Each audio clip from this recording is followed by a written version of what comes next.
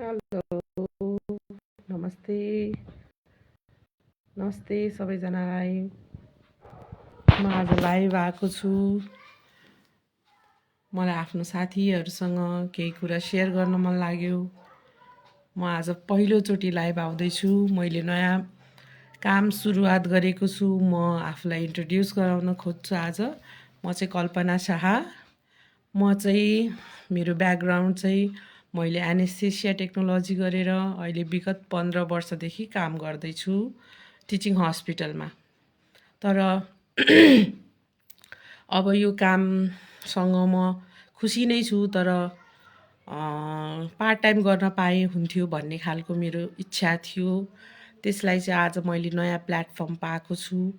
मेरो digital business मैले start गरेको छु, जसबाट मैले आफूलाई त्यो टाइम फ्रिडम, त्यो आफूलाई फाइनेन्सियल फ्रिडममा हेल्प हुने गरेर मैले यो प्लेटफर्मलाई चुज गरेको छु। म 2टा बच्चाको मम्मी हो। म अब आफ्नो यो काम गरेर एकदम खुसी छु र हजुरहरूलाई पनि यस किसिमको टाइम फ्रिडम काम गर्न म छ भने हजुरहरूले मेसेज गर्दा हुन्छ।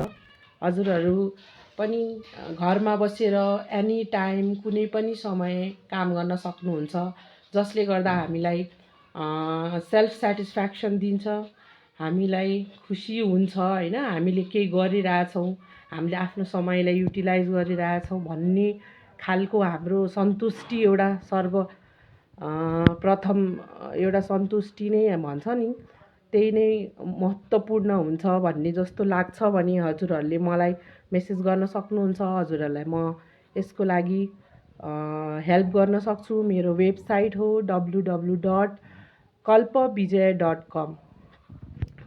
हजुरहरूले मलाई मेसेज गर्नुहोला, मैले हजुरहरूलाई हेल्प गर्नेछु। यो डिजिटल प्लेटफर्म एकदम रिनाउन्ड र विश्वसनीय छ, ग्लोबल छ। योसँग कनेक्ट हुनुहोस्।